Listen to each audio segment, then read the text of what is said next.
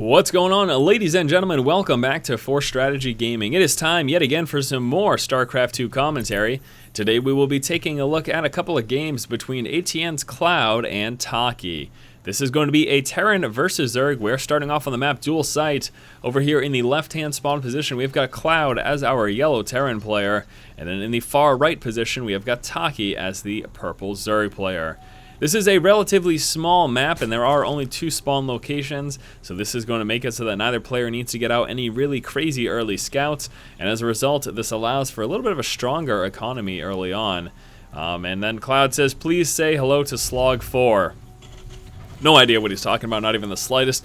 If you have any inclination, please feel free to let me know. Overlord moving out across the map here for TaKiii, and he will most likely be chilling out somewhere around here. That's what you're going to see a lot of Zerg players do with that early Overlord scout here on dual site. It's kind of the safest position. You don't really have to worry about anything unless you get some Vikings in play, and it's also going to let you see pretty well any early game aggression coming from your opponent. If you chill out in about this position right here within this box, you get vision of both sides, and it gives you a pretty good idea as to what you can expect, from any early game pressure from your opponent.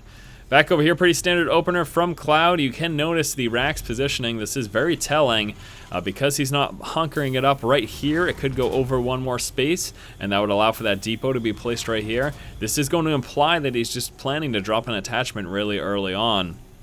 And that quick attachment could either be early double Marines out of a reactor or an early Reaper, but either of those builds are followed up with a fast expansion. I'm just making that assumption based off of building placement. This could be way off, but those are the things I'm going to assume as of now, and I do expect TaKiii to probably try to delay that attachment, as we're going to see that Rax finish in just one moment. Let's see him pull down with the drone, and oh, just out of position. He was attempting to have the drone sit right here where that attachment would go and try to delay it as long as possible. But now forced back as he does have an engaging SCV and is starting to get a pretty low. Now the SCV bypassing that drone will be making his way towards TaKiii's base to get some scouting information of his own. Can see expansion first over here from TaKiii, and that's about halfway done. Also, there is that spawning pool. Still no gas. There we go, finally coming out with that extractor. So it was hatch first in a pool and now dropping that extractor.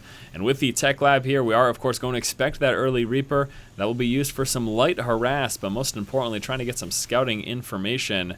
He is also still saturated over here at the refinery with 3 guys, so we'll be delaying that expansion just a little bit, but you can see still saving up those minerals, and we'll be coming out with that. I'm assuming, of course, that he'll be moving right up into a factory just because he is still really churning out that Vespene at the moment. So there it is, the expansion coming on down. Overlord manages to scout that out. SCV scout, let's see what he saw. Pretty much everything. Yeah, saw the extractor, saw the pool, saw the hatchery at the natural, so he knows exactly what's going on. And here is the Reaper harass to follow it up. We've got a couple lings coming out. In addition to that, 2 queens, of course, 1 for each hatchery. And besides that, probably going to expect TaKiii to just drone up. In fact, it doesn't even need to really engage the Reaper with those lings. It's pretty unnecessary because once that queen pops out, that Reaper, it will be forced back.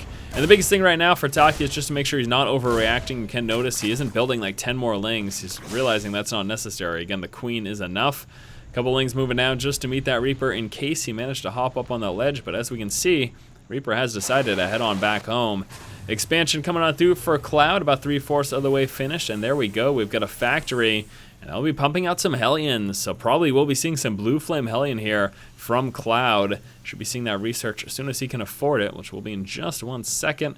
Just waiting on a little bit more Vespene, but yes, I do expect that Blue Flame research to come on through over here for ClouD, and we'll be interested to see what he plans to do in terms of a timing push with that. Expansion now up. Here comes the Orbital Command. Back over here for TaKiii. Metabolic Boost is working its way on through. You can see, again, as I mentioned earlier, just droning up so hard, trying to get a very strong economy. He's got 4 more drones popping out, 2 more. He's already got 34, so we'll be sitting on 36 here. And you can see that big advantage over the 25 SCVs. We'll take a look at those resources. ClouD is basically on par with TaKiii still, but that is due to those mules, of course, returning those extra minerals. Couple more racks coming out over here for a ClouD, and yes, Blue Flame Hellions making their way on through. We have got 2 in play already.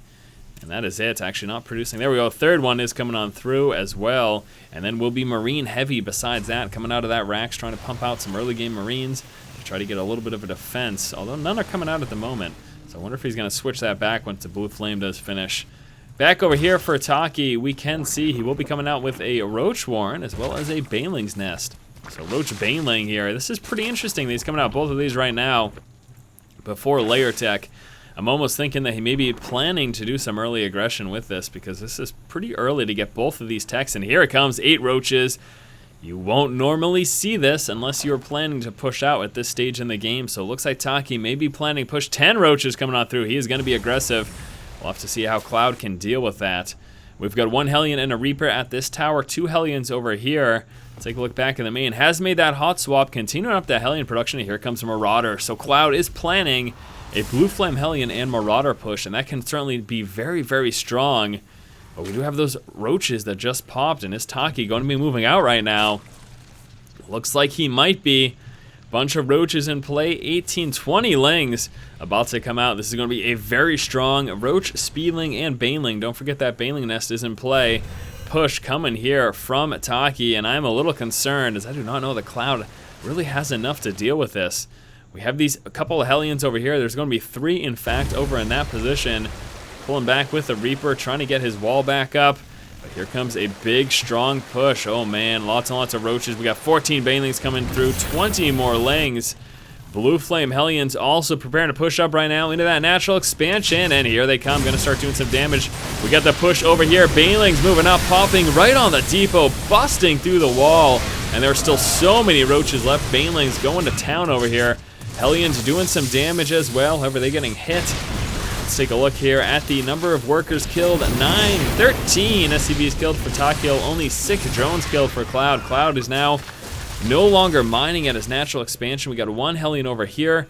Hellion at the natural is taken care of. Not a Hellion in the main. Actually, this Hellion moving back in the main. However, that Queen should be enough to deal with that. Yeah, a couple of Lings plus a Queen. We'll be able to take care of that Blue Flame Hellion. And we got some more Banelings coming out. Looks like TaKiii, oh man. He has got this game right now in the bag. Baneling's moving up, popping right on the wall. There it is, right into the main. ClouD doesn't have enough. That Hellion still doing damage. What is he doing? Why isn't he just engaged out with the Queen? I don't know, I guess he just figures he's already won the game. And there it is, ClouD calling the GG. Even with that Hellion harass, doesn't really matter. He just got demolished by that Speedling Roach Baneling push. How strong was that from TaKiii? All right, my friends, that was game number 1 here between TaKiii and ClouD. We will be moving on to game 2 in just a moment. Hopefully you enjoyed this game.